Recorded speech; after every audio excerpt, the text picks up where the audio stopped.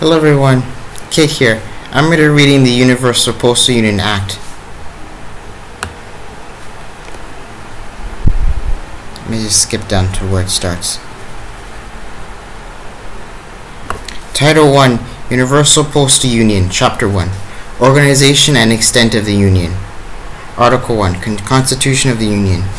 The countries between which present convention is concluded form, under the name Universal Postal Union, a single postal territory for the reciprocal exchange of correspondence.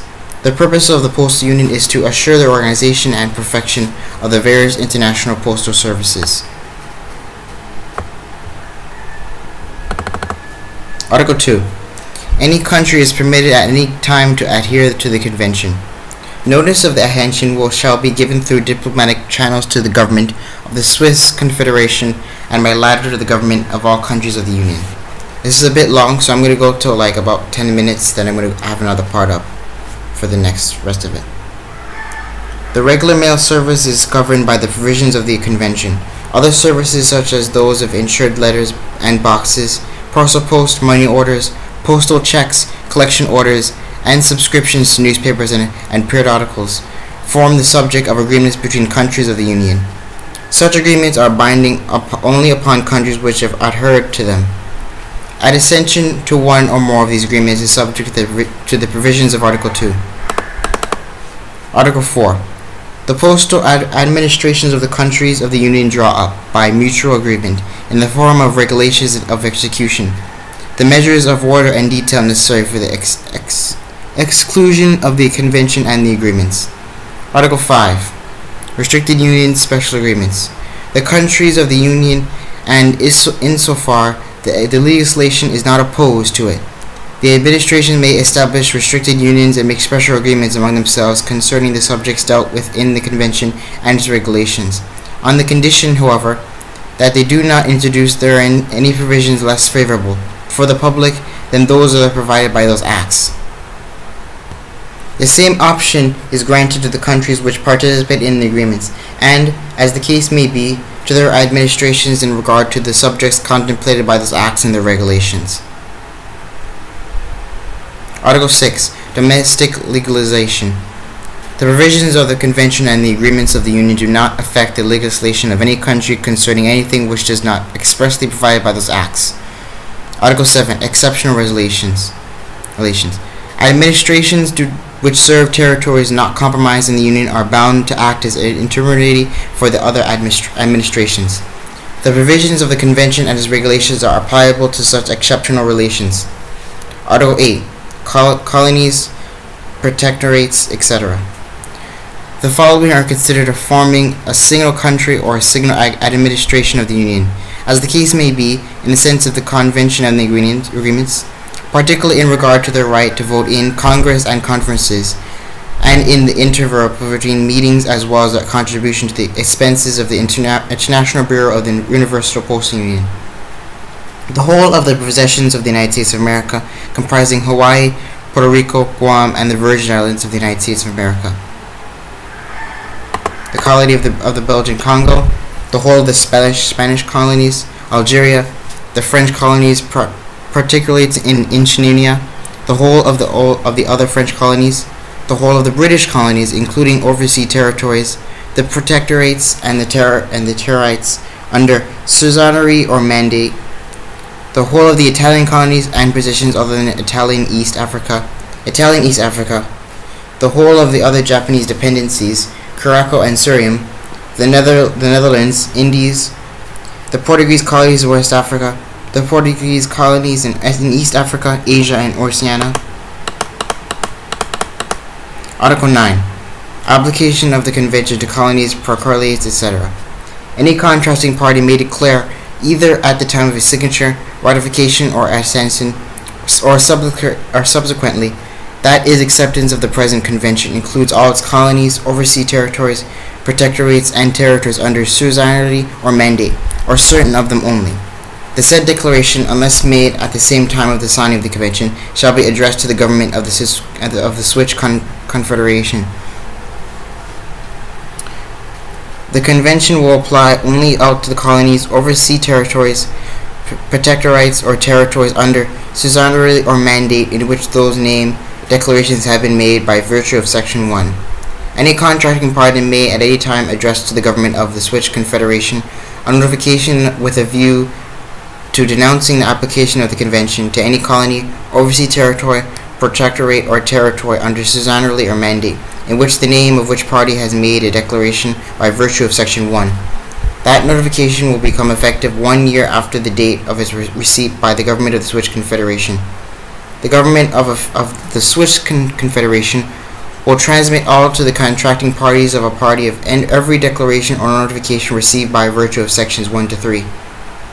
The provisions of the present article do not apply to any colony, overseas territory, protectorate, or territory under suzerainty or mandate enumerated in the preamble of the Convention. Article 10. Extent of the Union. The following are considered as belonging to the Universal Postal Union. The post offices established by the countries of the Union in territories do not include in the Union. The Principality of Liechtenstein as belonging to the Postal Administration of Switzerland. The Faroe Islands as forming part of Denmark, and Greenland as belonging to the Postal Administration of Denmark in its capacity as a Danish colony. The Spanish possessions on the northeast of Africa as forming a part of Spain. The Valley of Andorra served by the Spanish and French postal administrations. The Principality of Monaco as belonging to the Postal Administration of France. Walvis Bay as a forming part of the Union of South Africa. Basutoland and Swaziland as belonging to the Postal Administration of the Union of South Africa. Article 11. Arbitration. In the case of a disagreement between two or more members of the Union as to interpretation of the convention of its agreements, as well as the regulation of execution, or as the responsibility imposed upon an administration by the application of those acts, the question in dispute is settled by arbitration. To that end, each of the administrations concerned chooses another member of the Union which is not directly interested in that matter. If one of the administrations involved in the dispute does not take any action or on a proposal of arbitration within a period of 6 months or 9 months in the case of distant countries, the International Bureau, if a request is made of it to that effect, calls upon the defaulting administration to appoint an arbitrator, or appoints oneself officially. The decision of the arbitrators is made on one absolute majority of votes. In the case of a tie vote, the arbitrators, for the purpose of settling the difference, choose another administration which likewise has no interest in the dispute. In the case of disagreement as a choice, that administration is designed by International Bureau from among the members of the Union not proposed by the arbitrators. If it is a question of dispute concerning one of their agreements, only such administrations as execute that agreement may be designated as arbitrators. Article 12. Withdrawal from the Union, termination of participation in the agreements. Any contracting party has the option of withdrawing from the Union or of ceasing to participate in the agreements of notice given 1 year in advance through diplomatic channels to the government of the Swiss Confederation, and by the latter to the governments of the contracting countries. Chapter 2. Congress, Conferences, and Committees. Article 13. Congress.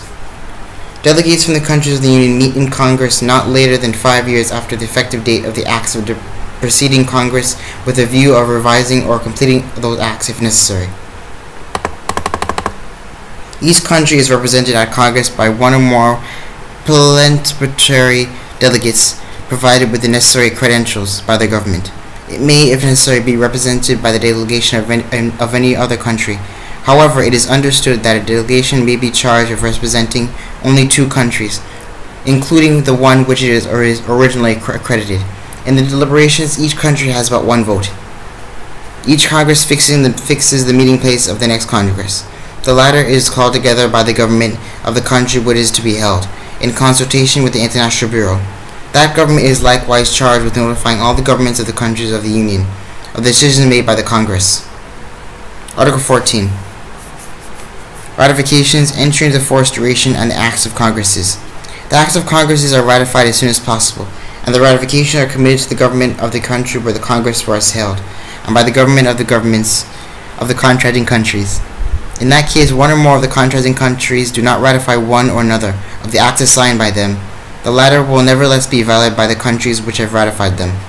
Those acts put into effect simultaneously have the same duration, from the date fixed for the entry into force by the acts adopted by Congress, and all the acts of the preceding Congress are abrogated. I'm going to end it off here. I'm going to have another part to this in another video. Like, subscribe, and I'll see you guys in the next video. Bye.